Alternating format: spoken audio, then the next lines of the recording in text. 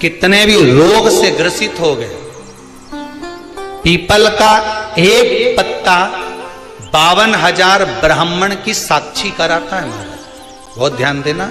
अच्छा एक बात बताइए कि कई लोग कहते हैं कि कई तुम जहां जहां जाते हो ना, ऐसे जिनके शरीर में ऐसे ऐसे लोग घूमते हैं और घूमने के बाद कहते हैं कि तेरी कुल देवी तुझसे रूठ गई, कहते हैं ना, तेरे से तेरा ये देवता रूठ गया, वो देवता रूठ गया, परमात्मा रूठ गए। तो आप कैसे पहचानोगे कि भगवान आपसे रूठ गया? आप कैसे जान सकते हो कि भगवान आपसे रूठ गया? हमने देवी जी को धोख नहीं लगाई तो देवी जी नाराज हो गई, हमने पिताजी को धोख नहीं लगाई तो पिताजी नाराज हो गए, हमने वो देवता के ये नहीं करा तो वो नाराज हो गए। आपको कैसे मालूम पड़ेगा कि देवता नाराज होते हैं? देवता नाराज होते हैं।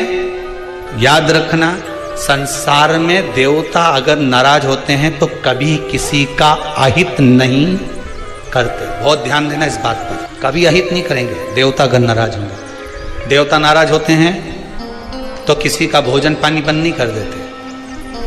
देवता नाराज होते हैं तो किसी का खाना पीना बंद नहीं करवा देते। देवता अगर नाराज हुए हैं और आपको मालूम करना है कि देवता मुझसे नाराज हैं, तो कैसे मालूम करोगे? तो केवल एक काम करिएगा, अगर देवता नाराज होते हैं तो सबसे पहले आपकी पूजन पाठ छुड़वा देते हैं। क्या छुड़वाएंगे? रोज मंदिर जाती है, रोज माला उठाकर जाप करती है, रोज गीता जी का पाठ करती है, रोज दिया लगाने जाती है। 4 दिन 5 दिन 6 दिन 10 दिन अगर आप दिया लगाने नहीं गए, मंदिर नहीं गए, पूजन नहीं करी, तो समझ लेना कि देवता मुझसे नाराज हैं, इसलिए मेरा मुंह नहीं देखना। मुझसे नाराज, लक्ष्मी नहीं आ रही घर में, देवता नाराज है। नहीं नहीं नहीं, लक्ष्मी नहीं आ रही उसके लिए देवता नाराज नहीं है। लक्ष्मी नहीं आ रही उसके कारण तुम्हारा अहंकार है। भगवान ने जब दिया था उसको सत्कर्म में नहीं लगाया था। एक बात इससे पहली वाली कथा में कही थी, शरीर चले और तुम्हारे याद है तुम लोगों को?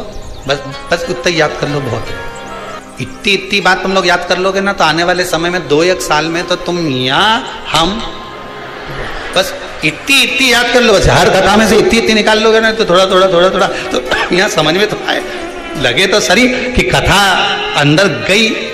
तो एक बार पहले कथा में, इससे पिछले वाली में की थी, 7 से पहले वाले में, कि तुम्हारे घर में चले और तुम्हारा शरीर चले, तब तक सारा दान पुण्य भजन तीरथ सब कर लो। और क्योंकि तुम्हारी घर में चलेगी तभी तुम दान कर सकोगे, सत्कर्म कर सकोगे, भजन कर सकोगे, शरीर सही होगा तो तीरथ कर सकोगे। अब शरीर ही साथ नहीं दे और घर में तुम्हारी नहीं चले तो कोई तीरथ होए कि दान होए? कैसे भजन करे? कुछ नहीं करना, पीपल का एक पत्ता, उस पत्ते पर थोड़ा सा चावल, पूर्णिमा की रात्रि को अपने हाथ में लेकर अपने नयनों से लगाकर शरीर पर से स्वयं उतारकर उसको दरवाजे के पास रख दीजिए। पूर्णिमा की रात्रि को पूर्ण होने पर उस चावल को दूसरे दिन सूंघ कर बहते हुए पानी में डाल दीजिए। महाराज कितने भी रोग से ग्रसित हो गए, पीपल का एक पत्ता 52,000 ब्राह्मण की साक्षी कराता है महाराज। बहुत ध्यान देना, पीपल के वृक्ष में स्वयं नारायण का, मेरे कृष्ण का वास है। स्वयं भगवान गीता के अंतर्गत कहते हैं कि मैं पीपल का वृक्ष हूँ। नारायण 52,000 ब्राह्मणों का वासा एक पीपल के पत्ते में होता है। और आपको पहले भी कथा में कहा, बेटी गाय ब्राह्मण बहन ये सब काल का हरण करने वाले हो। रो शिव का स्मरण करो। कई माताएं कहती हैं, गुरुदेव हमारे यहाँ पर शंकर भगवान का शिवलिंग नहीं है तो क्या हम बाजार से ले आए? और हमारे यहाँ पर शिवलिंग है तो वो बड़ा है तो क्या हम उसको पीपल के पेड़ के नीचे छोड़ आए? शिवलिंग है तो पूजन करो, नहीं है तो भगवान का जब स्नान कराओ, ठाकुर जी का कराओ, देवी जी का कराओ, जो तुम्हारे घर में भगवान है उनका जब पूजन कराओ, तो पूजन कराने के बाद में जब उनका स्नान कराओ, स्नान कराते समय थोड़ा सा भाव यही प्रकट कर लेना कि हम शंकर विश्वनाथ को, महाकाल राजा को, सोमनाथ को, मल्लिकार्जुन को, भीमाशंकर को, त्र्यंबकनाथ को हम जल चढ़ाएं। हे तो ठीक है, नहीं है तो देवताओं को बढ़ाने की जरूरत नहीं है। कारण क्या है? तुम तो कर लोगी सेवा, तुमसे तो सज जाएगी, पर आने वाली पीढ़ी करेगी। घर में सेवा उतनी ही करना उतनी ही रखना जितनी तुमसे बन रही हो। तुम्हारे जाने के बाद घर के बहू बेटा भगवान को डलिया में भर के वृंदावन छोड़िया, ऐसा काम मत करो। जितनी बने उतनी छोटे रूप में सेवा करोगे तो पीढ़ी दर पीढ़ी चलती रहेगी। ज्यादा सेवा को बढ़ा दिया, छूना नहीं, नहा के आओ, कपड़े बदल के आओ, ये कर आओ, जाओ जरा। जितना तुम पूजन को, सेवा को, भजन को, कीर्तन को जितना हवा बनाओगे, जितना डराओगे लोगों को, वो उतने डरेंगे, उतने डरेंगे। सेवा को, भजन को, पूजन को कभी डराने का केंद्र मत बनाओ। ये तो भगवान की मस्ती का आनंद सुख है। लोटा भर के पानी भी अगर चढ़ा रहे हो, शंकर जी के मंदिर में जाकर जल चढ़ा रहे हो, थोड़ी गलती हो गई, भगवान से कह देना तुम ही ने सिखाया है, हो गई तो हो गई, आप ही ने तो सिखाया, नहीं जानते थे। अब धीरे धीरे धीरे धीरे लोगों को शिव महापुराण सुनते सुनते मालूम पड़ रहा है कि शंकर की कैसे पूजन करना चाहिए, बेलपत्री कैसे चढ़ाना चाहिए, जल कैसे चढ़ाना चाहिए, धतूरा कैसे चढ़ाना चाहिए, चंदन कैसे चढ़ाना चाहिए, काली तिल कैसे चढ़ाना चाहिए। ये लोगों को ध्यान में अब आ रहा है धीरे धीरे। पहले नहीं मालूम था तो हो गई, गलती हो गई, स्वीकार, हमने गलती कर। शिव पुराण कह रही है, भगवान शंकर की कथा कर रही है, चंद्रदेव ने भगवान शंकर की आराधना करी, बालू रेत का शिवलिंग का निर्माण कराया महाराज जी।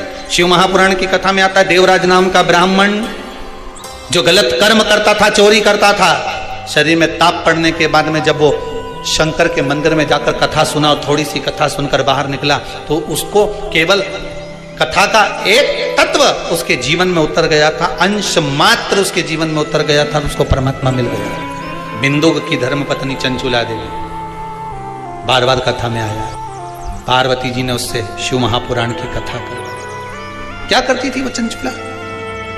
काशी में जाकर उसने करा क्या था? पति के जाने के बाद बिंदुक जो पानी में डूबकर मर गया, प्रेत योनि में चला गया।